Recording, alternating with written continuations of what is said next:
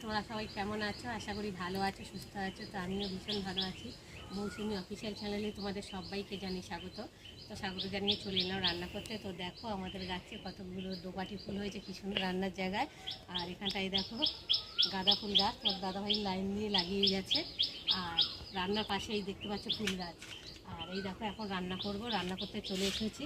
আজকে রান্না হবে এই দেখো আলু আর শসা দিয়ে তরকারি করব।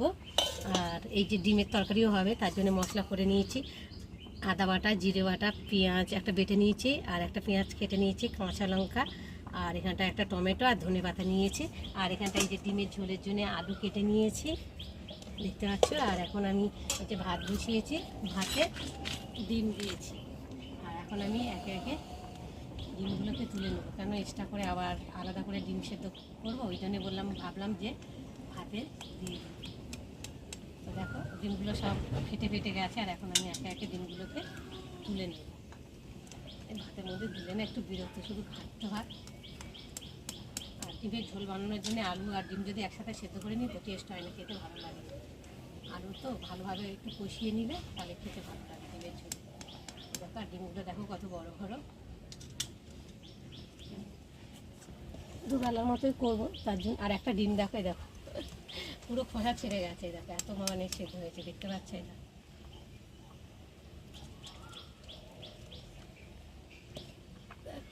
আটা হয়েছে আর এখনো দুটো রয়েছে। দুবেলার মতো করে নেবো একেবারে। আর বিকালবেলা করতে ইচ্ছে করে রান্না বান্না। ভাতটা করবো, ভাতটা অল্প করে নিয়েছি, কেননা এই গরম পড়েছে তো। আর ভাত থাকে না, ভাতটা কেমন যেন জল জল জল ছেড়ে দেয় ভাতের মধ্যে, তো গরম পড়ছে। দেখো ভাতটা এখনো হয়েছে, একটু দেখি। ভাতটা একটু সময় লাগবে হতে। আর এখন আমি দেখো ডিমগুলোকে ছাড়িয়ে দেবো। আর এই ডিমটা দেখো পুরো ছেড়ে গেছে ডিমটায়।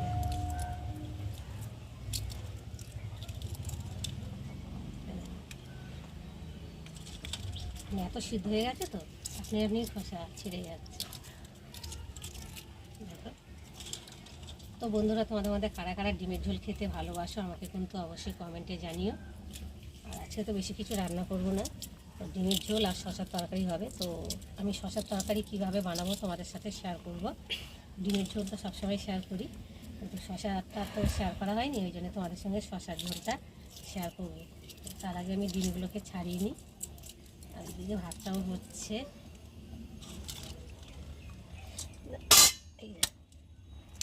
কোথায় মারবো দেশে খুঁজে পাচ্ছিলাম না।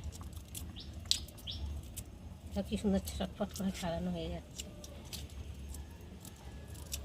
এত গরম রোদ উঠেছে না, সকালবেলা কি কুয়াশা ভাঙা রোদ, তেমন গরম। এটা মানে একটু সিদ্ধ হয়নি ভালোভাবে। সব ডিম সমান হয় না, কেননা অনেক সময় নতুন মুরগি ডিম পাড়ে, সেই ডিমটা খোসা চট করে ওঠে না, নতুন মুরগির ডিম। আমি এখন ছাড়িনি।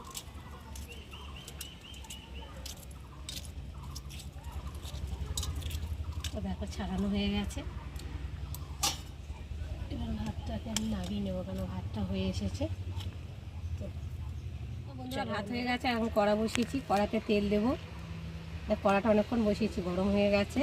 আর এখন আমি শসার তরকারি বসাবো, তার জন্যে আমি ফোড়নে দেবো তেজপাতা আর দেবো মৌরি। ফোড়নটা একটু ভালো করে ভেজে নেব।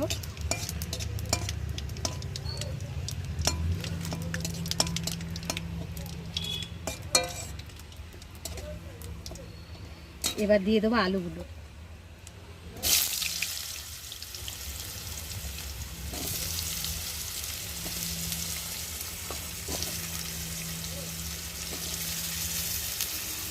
একসাথে রেখেছি তো ধুয়ে গেছে সবটার ভিতরে।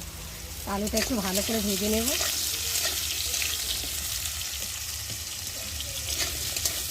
দিয়ে দেবো কটা কাঁচা লঙ্কা।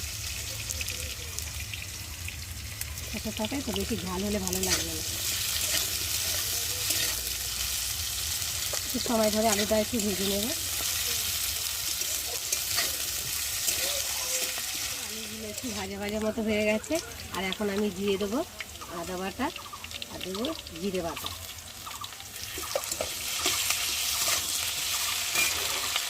তারপরে দেবো হলুদ গুঁড়ো,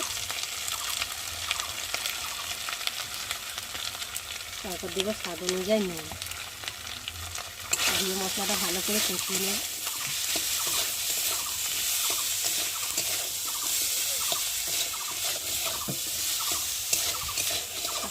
কাঁচা মশলা তখন না কষিয়ে দিলে কাঁচা একটা ভাব গন্ধ বেরোবে, ওই জন্য একটু আবার একটা গন্ধ আছে, ভালো করে কষিয়ে নেব।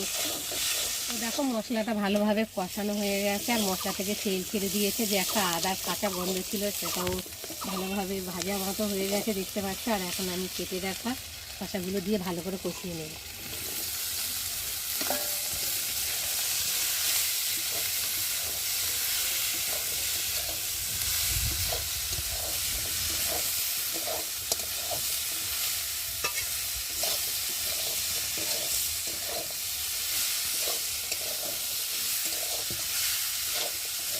চলো একটু কষি, দেখো আমার ভালোভাবে কষানো হয়ে গেছে দেখতে পাচ্ছ। আর এখন আমি জল দিয়ে দেবো, তো ভালো করে না কষিয়ে নিলে টেস্ট হবে না।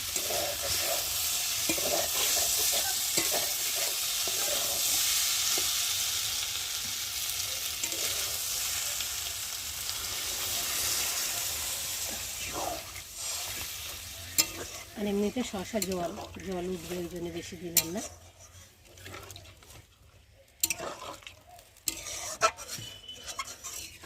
ভালো করে কড়াটা ভালো করে নিয়ে মশলাগুলো চারিগালে লেগে গেছে, তো এগুলো একটু খুন্তি দিয়ে দিয়ে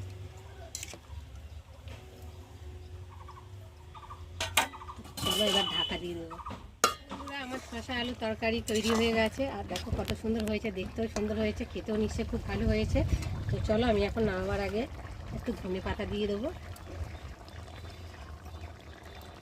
এই তরকারিটা একটু মাখা মাখা মতো করলে ভালো লাগবে, একটু ঝোল ঝোল রাখলে অতটা ভালো লাগে না, কেননা শসা তো। আর এই নামাবার আগে একটু চিনি দিয়ে দেবো, একটু ভালো করে নেড়ে চেড়ে একটু ফুটিয়ে আলুগুলো সেদ্ধ হয়ে গেছে কি? হ্যাঁ, আলুগুলো সেদ্ধ হয়ে গেছে।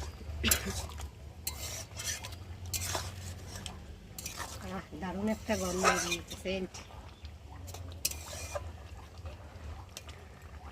এই বন্ধুরা, তোমাদের মধ্যে কারা কারা এরকম শসা রান্না করো আমাকে কিন্তু অবশ্যই জানিও। আর এখন আমি নামিয়ে নেব। তো বন্ধুরা, আমার এই শসার রেসিপি যদি ভালো লাগে তোমরা অবশ্যই লাইক কমেন্ট শেয়ার করো। আর আমার চ্যানেলে যদি নতুন হয়ে থাকো চ্যানেলটাকে সাবস্ক্রাইব করো। তো আবার দেখা হবে তোমাদের সাথে পরের ব্লগে। ততক্ষণ তোমরা তোমাদের খেয়াল রাখো, আর তোমরা ওইদিকে সাবস্ক্রাইব করতে থাকো, আর আমি এদিকে তরকারিটাকে ঢেলে নিই।